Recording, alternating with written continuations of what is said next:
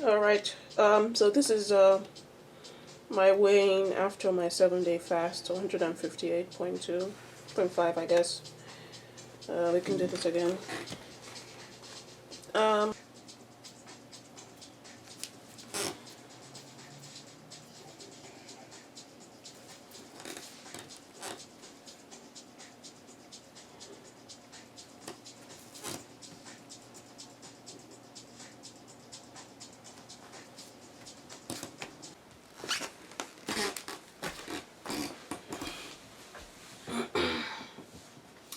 Hello everyone. So now I'm going to break the fast. Well, actually, it's not really a break because I've been eating some stuff. But before then, I actually be careful with that.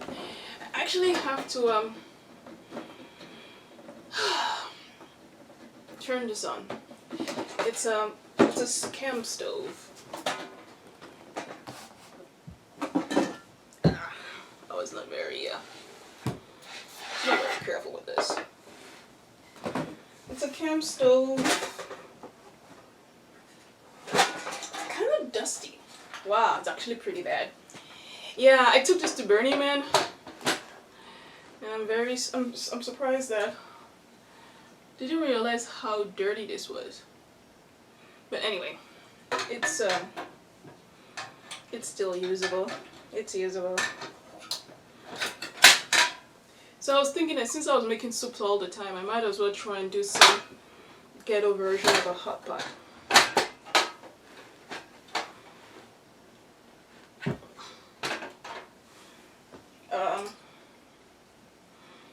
Let's see here.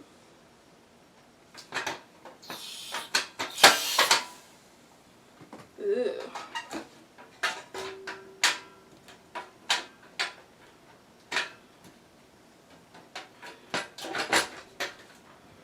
Okay. The gas is locked in.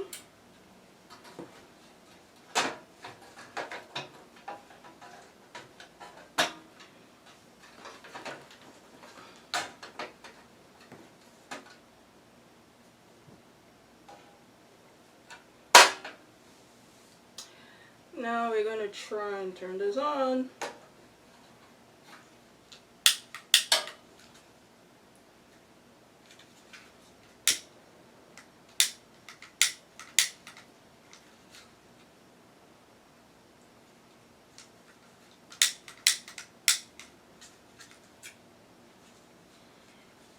It's also dusty from Burning Man. Which, by the way, I was supposed to go this year. But,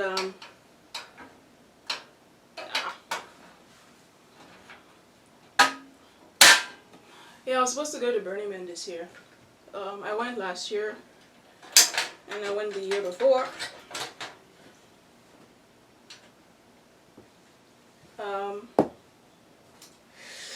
But it was cancelled, of course.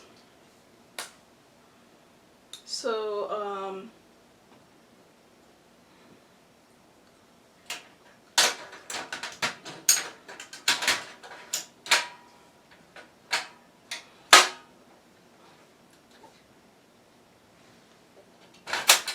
okay. Yeah, it was cancelled. That was a bummer. Which, I don't know, I guess I was actually kind of ambivalent if I wanted to go this year or not. Yeah, Burning Man, yeah, maybe I'll do another video of Burning Man. Burning Man, well, it's a hassle. I appreciate it when I get there, but like the whole lead up and all the trouble to get there and the expense of getting there was, there we go. And then we put this in here. I forgot to get a bowl. Let me get a bowl.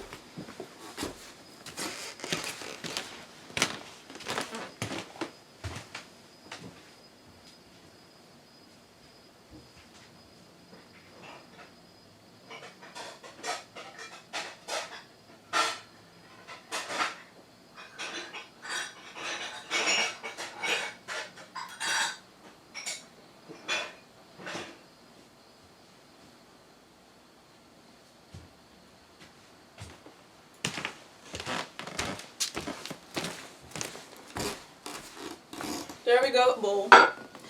Yeah, at some point I need to get myself a better, that's hot.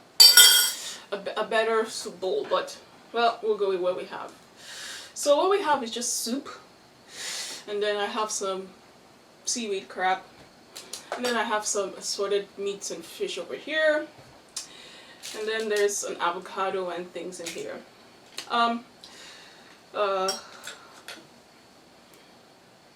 Yeah, okay, just gonna turn this down. You don't need that to be totally off. Yeah, so the first thing I want to try, really, and this is gonna be the raw. So let me pace myself. Okay, so this is not quite the first. Well, I've been eating stuff on and on from the beginning of the day, but first of all, I had like just the collagen and like an emergency packet, and then I've been eating some nuts. I've not really eaten them. And then I wanted to show you something that I made. It's actually apropos of this broth. It's you probably can't see it from there, but so yesterday I made a bone broth from chicken bones. So I save my bones, like even when I'm eating like from wings or anything, from roasts, and like, so every time you know, when you have leftovers with all those bones that you usually throw away, I don't throw them away. I just take a Ziploc bag and just keep saving them and put them in the freezer. So I have this, what I call this infinity bag of bones from all sorts of things, chickens, ducks, even meat. When you have like ribeye and they come with the bones, and it has bone in ribeye, yeah, after I eat the ribeye I save the bone.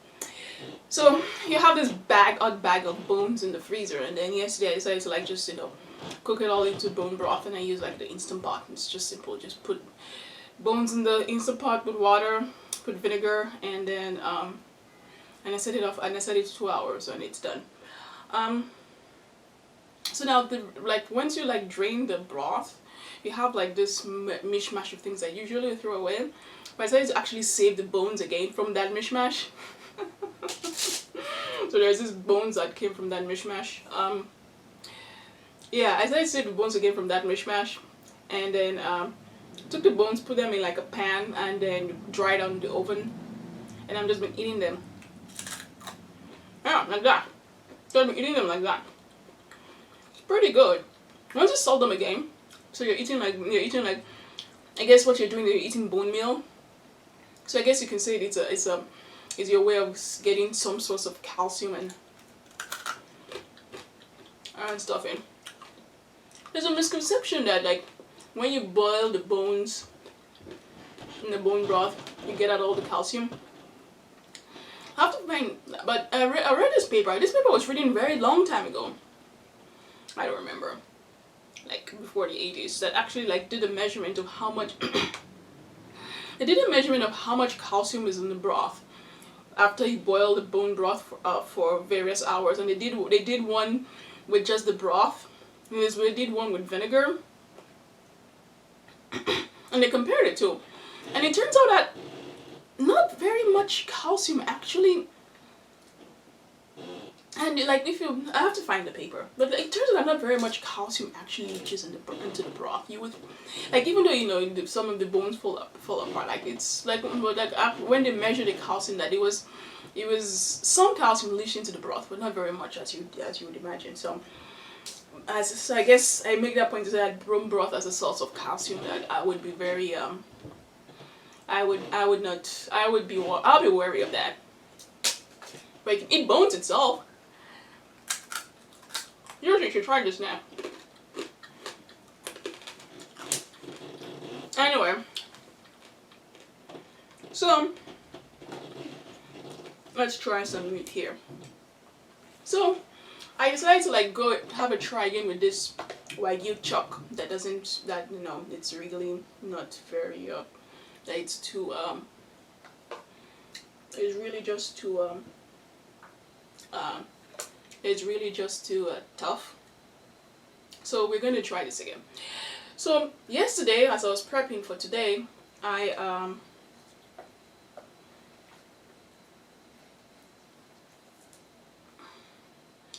yesterday as I was prepping for today, I actually I had chuck that was kind of that had been defrosting, and I decided to use a meat slicer to cut it into tiny slices.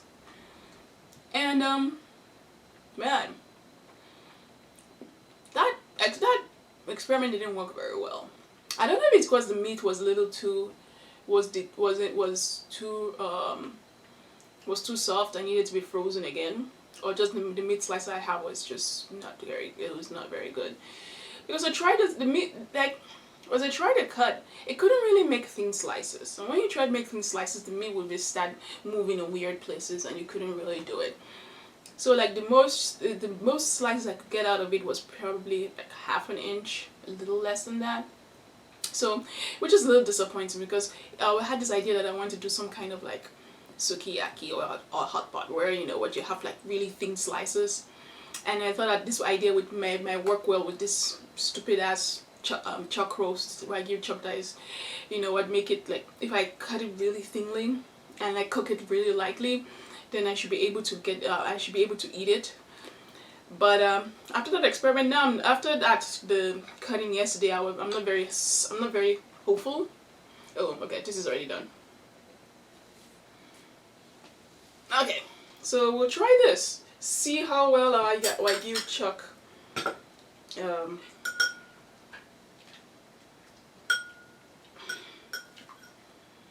How well this is.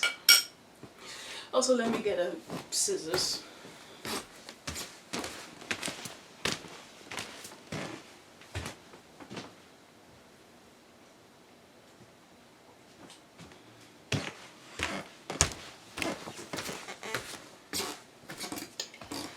Yeah, because I was really like I was dreaming about this experiment. Finally I could make something of this chuck, rather than having to cook the shit out of it. But I don't know. We'll see. I think it's probably overcooked.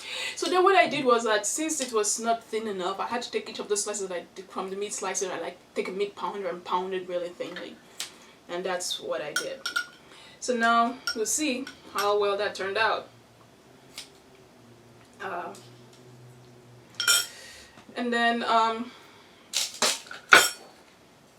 you're gonna add some seaweed in here.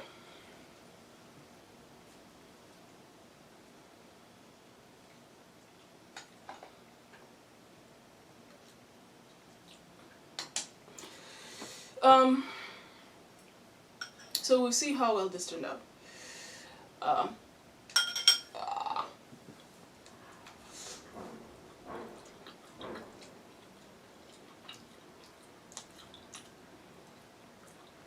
Yeah, still chewy. I think a little less chewy than what I remember from last time. Oh, last time I actually did sort of like a reverse sear, like a roast, and I didn't cook it, since I didn't cook it very long enough. So that one was just chewy. That was disappointing. I had to like recook that. But this though, yeah, if I can get the slices really thin, like like if you went to like a Korean grocery store to get like the shabu shabu slices, or like a Japanese grocery, and get really have it really thin, I think it would work. Still have to experiment. I still have to experiment with my meat slicer and see how that would work.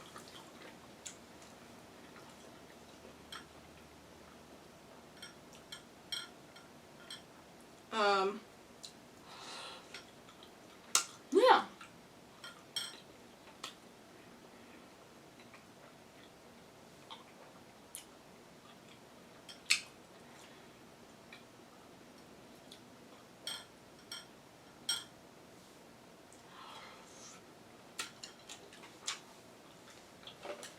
So now I have a whole bunch of liver in here.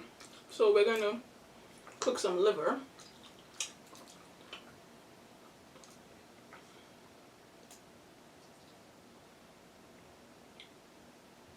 The thing about liver is that everyone has issues with like cooking liver, and eating liver and how harsh it tastes and all of that. And I had a problem with it for a very while, for a long time. For the longest time, I didn't eat liver. And what I realized was that the source of your liver matters. Like one time I was like, okay, I'm going to try and eat liver and figure out how this works. So I went to like a grocery and got the liver, just a generic grocery, and liver is pretty cheap too. And I cooked it, they say cook it lightly and all that. And when I tasted, the taste was, oh, it was really bad. It was, I wouldn't call it bad, but it was really strong and irony and like, just not something that I couldn't understand how anybody could eat this. And yeah, that was when I just forgot about that. It was like, nah, that would eat liver. But then I went to Whole Foods and asked for their liver, and apparently their liver is like grass fed. It's a grass fed, grass finished cow. And when I had that liver, that was one of the tastes. That was, and I understood how anybody could eat liver.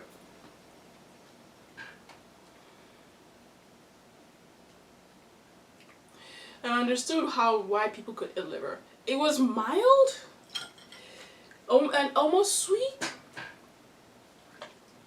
Yeah, it was mild and almost sweet. It was kind of like, wow, my mind was blown. And from then on, I was like, yeah. From then on, I was realized that yeah, the source of your liver matters quite a bit. And so from then on, it's like I've been getting my liver from Whole Foods, and I ask them to slice it really thin so you can get like liver thin steaks. And then I try to eat like maybe liver once a week. And the thing about liver is that every time I ate it, I felt so energized afterwards. It was kind of like, I didn't quite understand. Is it because I was low iron? Or is it that all the B12 I was missing or something? So liver was really quite good for energy. But this liver here is not actually from Whole Foods. It's from, there's a halal grocery next to me, and I was like, during this pandemic, I've been going to them quite a lot because it's closer. And they had on their counter they had liver, and they mentioned that it was lamb liver, which was, I was like, interesting. And I was like, oh, that's even better, because I think lamb is for the most part, yeah, grass fed, so I wouldn't. So, and I've been eating this, and it's pretty good. It has like it has a gamey taste to it. So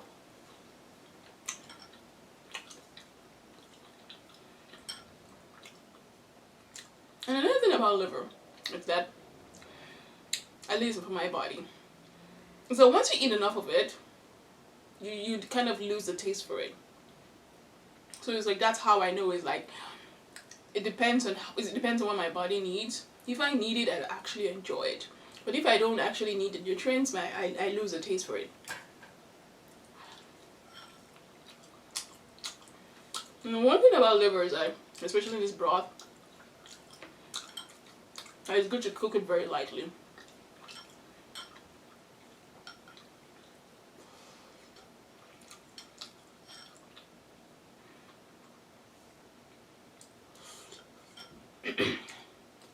This broth has all sorts of things. I had some leftover chicken hearts from a while ago that was in the freezer. I was like, damn it, I'm just going to cut it up and cook it and put it in there. I had eggs that was stirred into it. I had like dashi packets that was opened into it.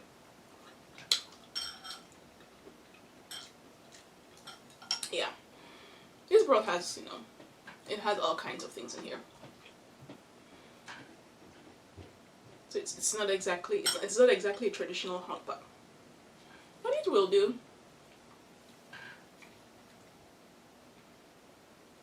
Yeah, now I want more liver.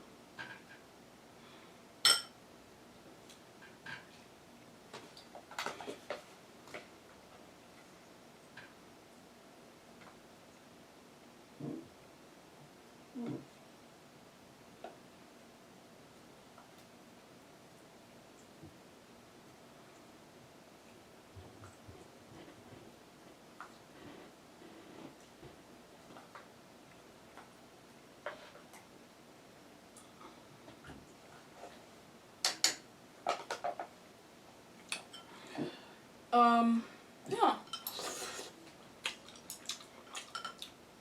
I guess I've talked about a lot of things, and not really about my fast. So this past 7 days was kind of, yeah, it was rather anticlimactic. You saw the weight. I lost a pound and a half from the previous weight. Yeah, I'm finding it. So going forward, I'm going to change some things around. But here, so like the last time I took 2 days to refeed, and after that 2 days, I gained like 7 pounds instantly, which was like okay. But like you know what, like what I said last time, it took really like most of this 7 day fast, 5 days to lose those 7 pounds of gain, of instant gain, and it's only in the last 2 days of the fast that I got below my pre-fast weight, by my pre-refeed weight. So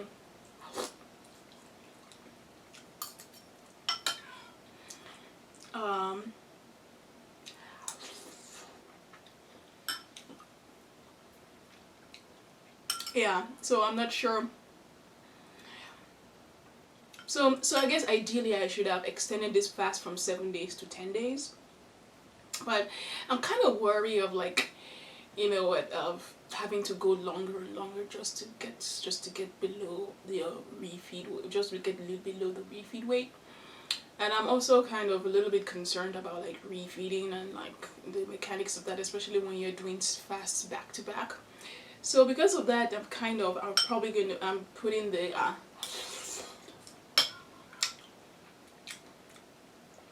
the fasts on like hiatus. I'm probably not going to be doing long-term extended fasts.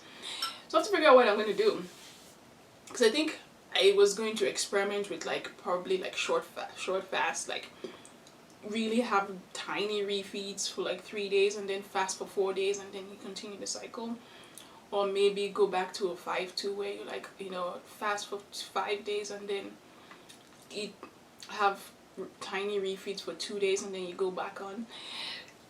But it's not clear this refeeds what works and what doesn't, because I think because it's not so much that you're eating 7 pounds of food. That's not what it is. It's not like you gain 7 pounds of fat. A lot of it is just water retention. A lot of it is just water weight.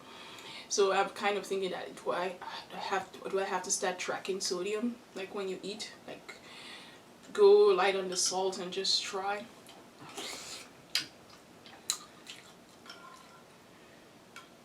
Or do I have to probably eat more vegetables just so that I can get things moving internally?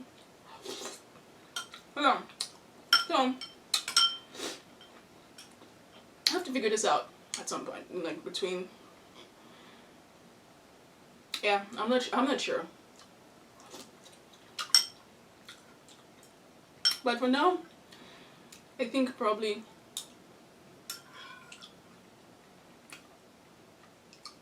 small refeeds where you're just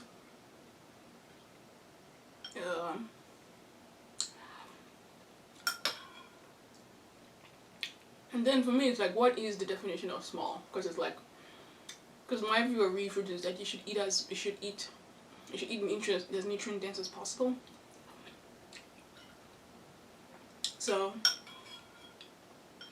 I'll figure it out. But yeah, but I don't expect to see more like extended fast from me in the future.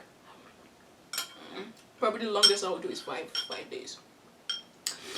And this fast too was like, I experimented with like just taking some like multivitamins and like drinking some 0-calorie energy drinks, which was quite helpful on days when I was feeling like really lethargic. That was instant.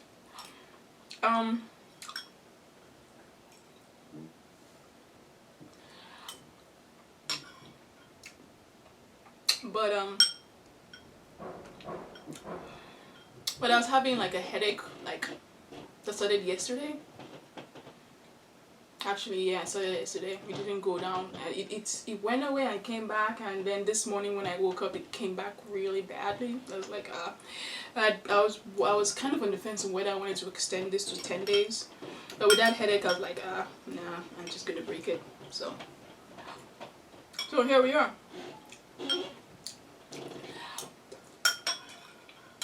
So, so this issue of like, like this water weight that you gain, and then having to spend the whole fast like just trying to lose that weight before you actually get down to like the fat that you need to lose, got me thinking about like set points and like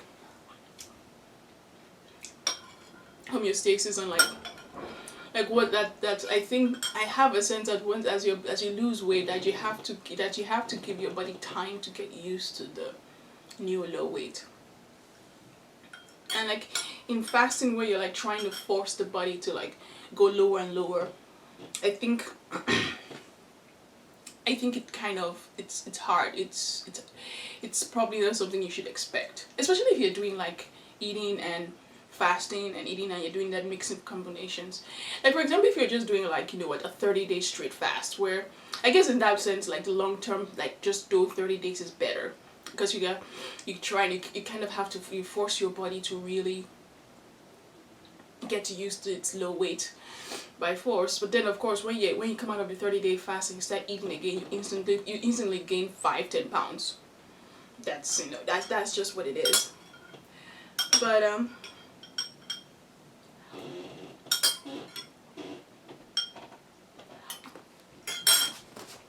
okay, what else is in here? Some of my liver is in here.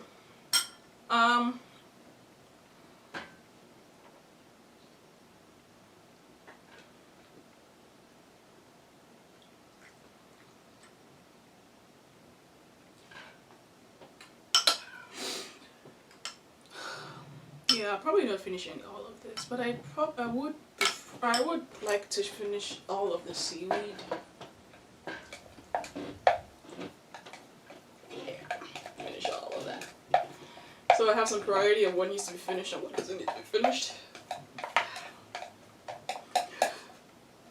Finish the seaweed, finish the liver, and then everything else can be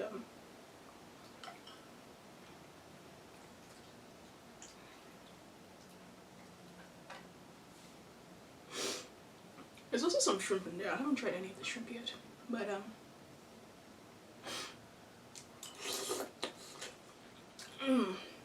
haven't tried the shrimp. I haven't tried the avocado.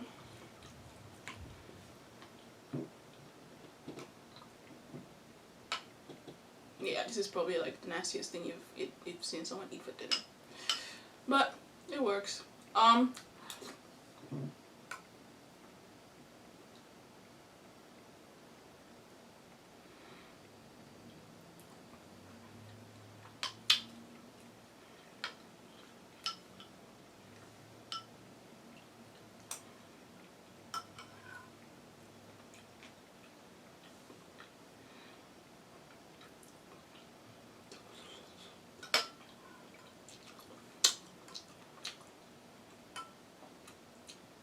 Yeah, so I was saying about like this set point and like how your body gets used to its new weight. I don't know, maybe just trying to lose weight the old-fashioned way, slow, is probably it's there's more sense to that. Because in that process, you're actually making your body get used to a low weight naturally.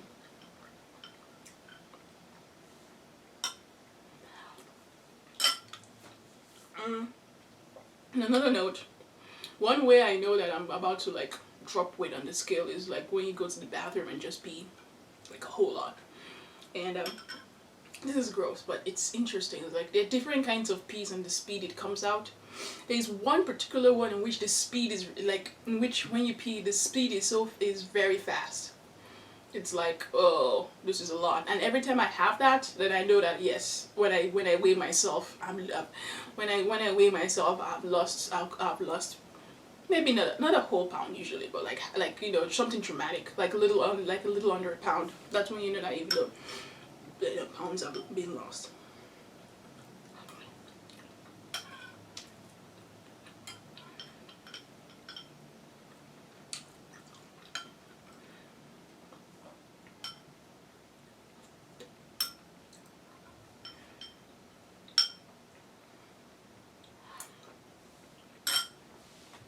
But I guess in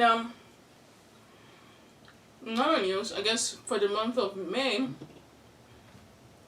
I've dropped 10 pounds, like 11 pounds or so.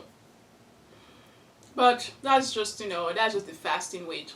And after what weight what weight I should actually measure is what I should probably count is your post refeed weight, which is going to be like, that's going to be plus 5 pounds. So you could say, like, for the month of May, it's like I've only lost like 6, a little bit something, a little bit quite anticlimactic, but I'll take it.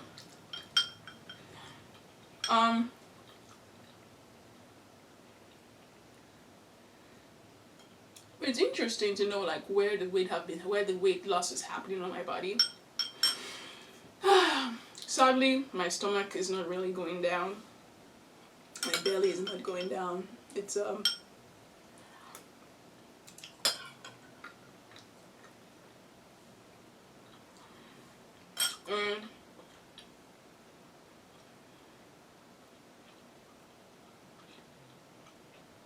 yeah, my belly.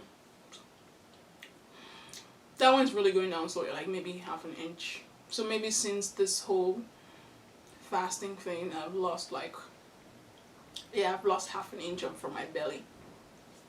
But what has happened though is that my face has really leaned out, which it's a bit sad.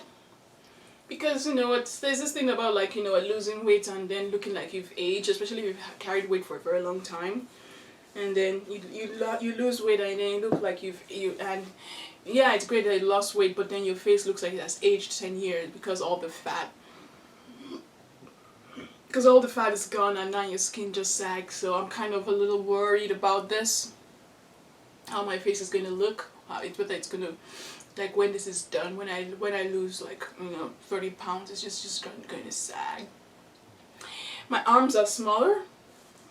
Yeah, that's a little bit unexpected.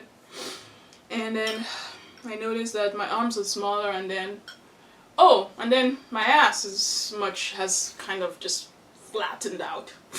It's actually kind of sad. It's just kind of just flattened out. So I guess, I don't know. I guess with this quarantine going over, I have to get my ass in the gym and just do a whole bunch of squats and hip thrusts to get that glutes back up in shape. But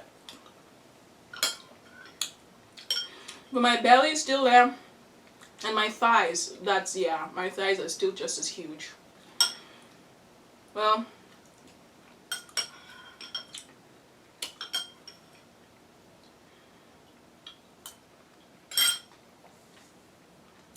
kind of full now.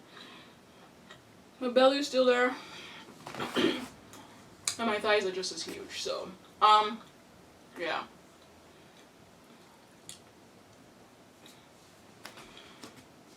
But this has been an interesting experiment, though. At least I got stuff, right? I might be unproductive everywhere else, but I did try to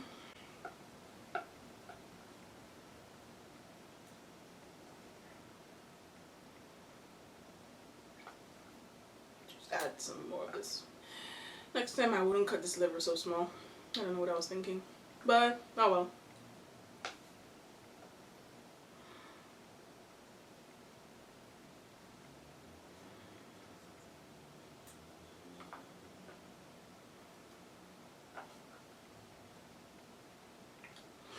Everything I don't eat. I'm not in any obligation to finish all of this. Maybe there's the liver and the seaweed and then the avocado, and that's about it. But the meat is lower priority, and the shrimp too.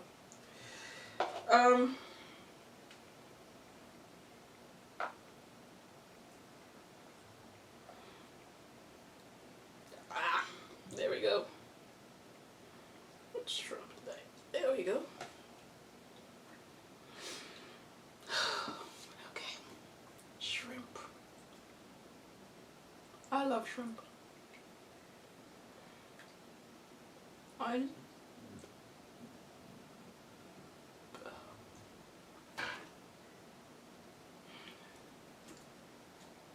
Fortunately, shrimp is not cheap. Especially the good quality one, not the ones that has been created in farms. Not cheap. It's kind of like, but the calorie wise, it's kind of it's very, and also the thing about shrimp is that it's very lean too. So if you're like trying to like lower fat and stuff, shrimp is the way. Shrimp is a very tasty way of like. Shrimp is a very tasty way of getting your lean protein.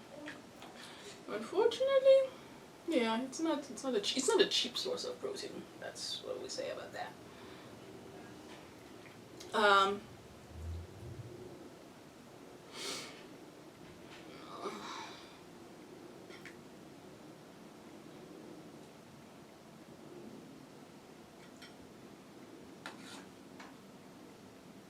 Yeah, I'm full. Probably will call this after I end this. I'll probably just take a break.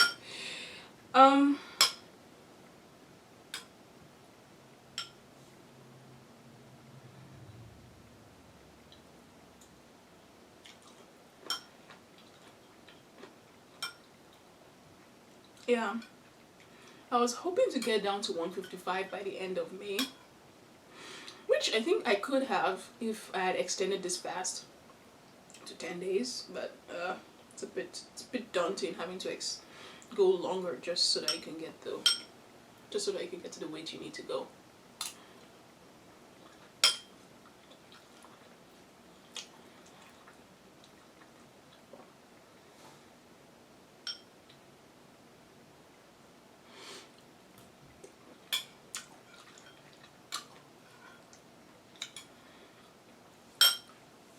So I guess I'll just work at 160 then. Well, yeah, actually more like 165 once you're taking the refeeds and stuff. But I actually have to see how this week goes. Like if I eat for 3 days, just see exactly where my weight settles at. Because I hope it doesn't settle back at 170 again. Because man, the refeeds, man, it really can just like pack it in, you know. It's just all of a sudden you've jumped 7 pounds. So, which you know is to be expected. I mean, when you fast, you deplete your weight, you're depleting your water stores. So it's kind of like, you know. But at the same time, I understand the science of it, but it's still psychologically demoralizing.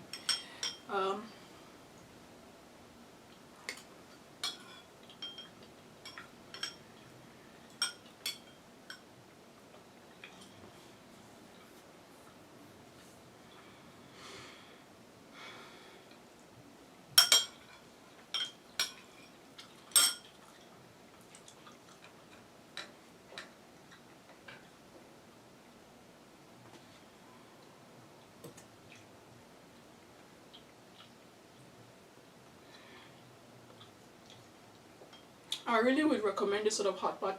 Really, the hot pot, this broth can be anything. Just come up with your own. Make chicken stock or something. And make chicken soup or make chicken noodle or whatever. The broth can be anything.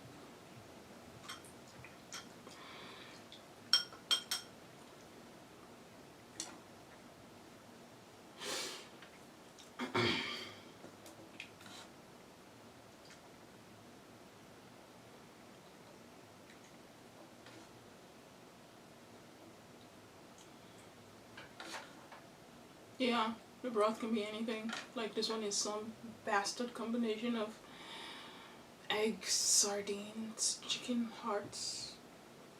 Oh, yeah. Broth. Just, it can be anything. So,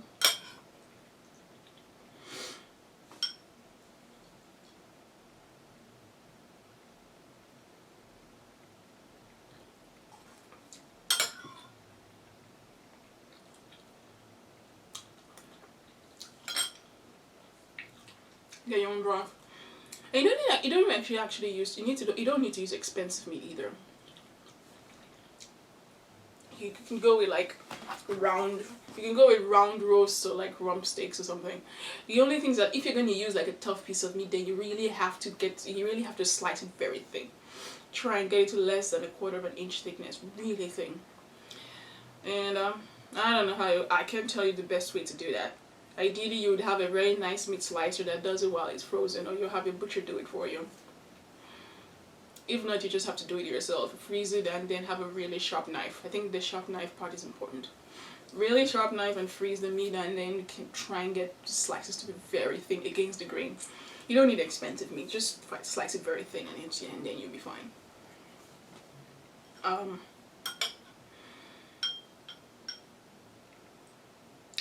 Because I don't know, I guess personally for me, I would be sad to use like my ribeye in something in this kind of a hot pot scenario. Yeah, to me that's a waste. I'd rather have my ribeye in a steak.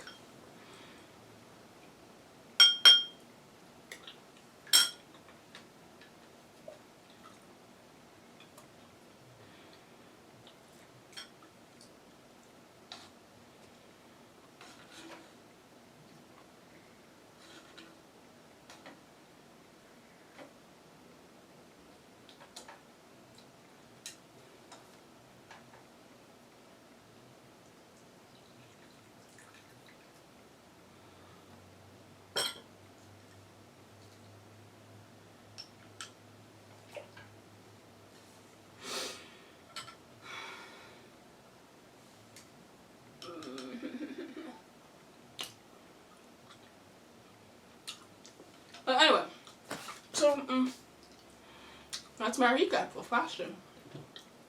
So probably next time I see you, I don't know. It's probably gonna be